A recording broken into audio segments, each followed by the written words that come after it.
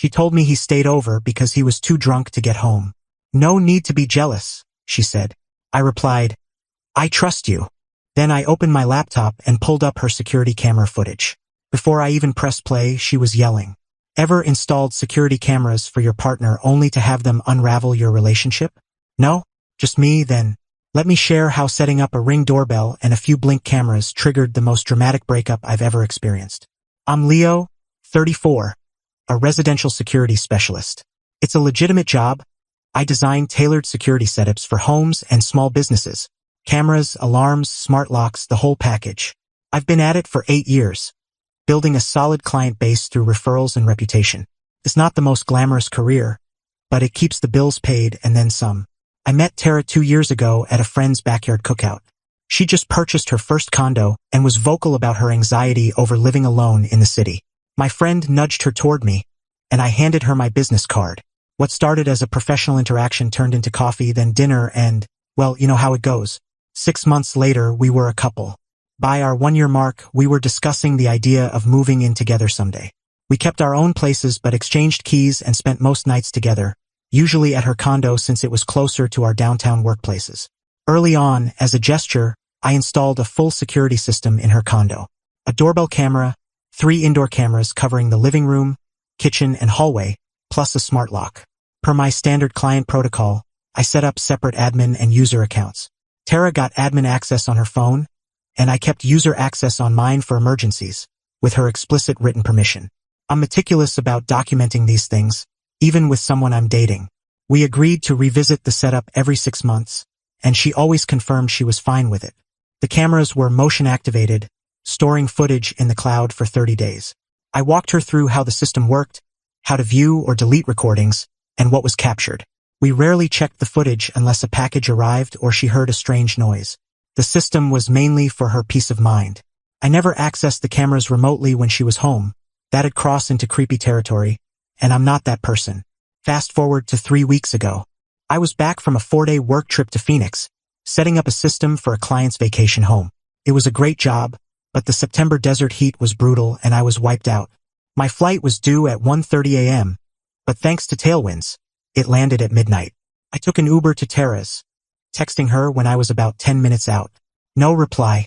I assumed she was asleep and let myself in quietly with my key. The condo was dark, save for a faint kitchen nightlight. I noticed 2 wine glasses in the sink, one with a clear lipstick stain, but didn't dwell on it. Tara often hosted her friend Layla for wine and TV marathons when I was away.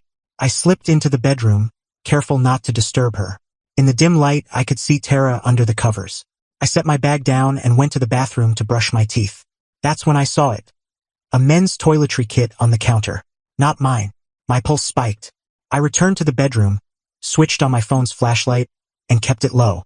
Tara was alone, but the other side of the bed was mussed, like someone had been there recently. I gently woke her. Tara? I'm back. She stirred, groggy. Leo? What time is it? Just after midnight. Flight got in early. I paused, then asked lightly, anyone here tonight? She sat up, suddenly awake. Oh yeah, Mark from work. He had too much to drink at happy hour, and his place is far, so I let him crash here to sober up. He left about an hour ago. Mark left his toiletry bag in the bathroom, I said. She blinked. Right, his apartment's being renovated or something, so he's at a hotel. He had his stuff with him. Probably forgot it. Her story made sense, but something felt wrong. She was twisting the bedsheet, avoiding my gaze. So he left an hour ago? I asked. Around 11? Yeah, he got an Uber, she said. Don't be jealous, Leo. He was drunk. I was just helping a friend. I nodded. I trust you. I wanted to believe her, but the toiletry kit, the messy sheets, her nervous vibe, it gnawed at me. I told her I was too wired from the flight to sleep and would check emails in the living room. She seemed relieved and turned over to sleep. In the living room, I opened my laptop. I hadn't touched the security footage during my trip. I'm not that guy. But now I had a reason. Using my authorized user account, I logged into the cloud storage. I started with the latest front door camera footage. At 11:07 p.m., there was Mark, leaving the condo. I recognized him from Tara's office holiday party, mid-30s, in her marketing department, recently promoted to her team lead. Always single, always charming at events. In the footage, Tara, in a robe, gave him a kiss goodbye that was far from platonic. My stomach churned, but I kept digging. Earlier footage from 6:34 p.m. showed Mark arriving, looking perfectly sober, carrying an overnight bag and a bottle of wine. The hallway camera caught them kissing the moment the door shut. The living room camera showed them cozy on the couch, sipping wine, before heading to the bedroom. Thankfully, no camera there. Wanting to know if this was a one-off, I checked the prior evenings of my trip. Mark had visited at least 4 times, staying overnight twice. I sat there, staring at a paused frame of them embracing by the door, debating my next move. Confront her now? Wait till morning? Leave quietly? I chose a different path. I returned to the bedroom, turned on the light, and woke Tara again. Sorry to bug you, but we need to talk. It's important. She groaned but sat up. What now? This Mark thing is bothering me, I said. I just need some clarity. She got defensive. I told you he was drunk and crashed here. Don't be jealous. Nothing happened. I believe you. I lied. But you said he left around 11, right? Just tonight. No other times this week. Her arms crossed. Yes, Leo. Tonight only. Why are you grilling me? I nodded. Let me grab my laptop. I want to show you something. Her face paled. What are you talking about? Just wait. I got my laptop and sat on the bed. As I opened the security interface, Tara's breathing quickened. Leo, what are you doing?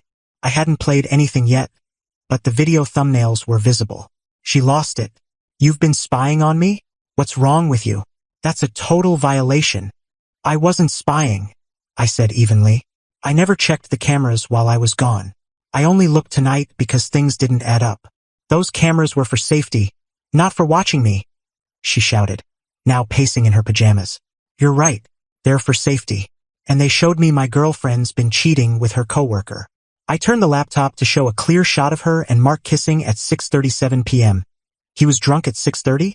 Early happy hour. She froze. Her expression shifted from anger to calculation to resignation. It's not what you think, she mumbled. It looks like you've been with Mark while I was away and lied about it. We were going to break up anyway, she snapped, pivoting. You're obsessed with your job. You care more about your cameras than me. Seems like the cameras were the only ones telling the truth. The argument got messy. She said I was emotionally distant. I said cheating wasn't the way to fix relationship issues. She claimed Mark got her in ways I didn't. I said I understood enough now. By 2 a.m., I'd packed my things and called an Uber to my place.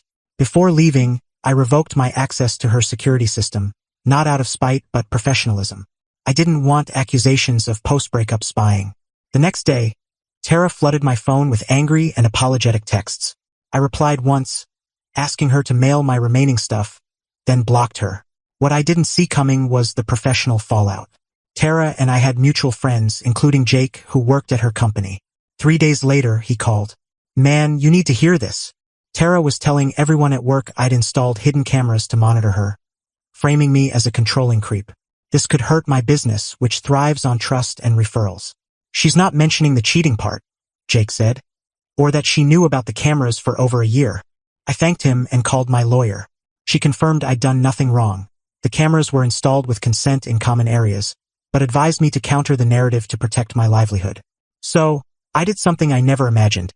I created a private Dropbox with select screenshots, nothing private, just timestamps showing Tara's awareness of the cameras and Mark's visits, and shared it with Jake and 2 other trusted friends.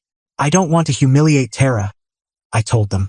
I just need to safeguard my reputation.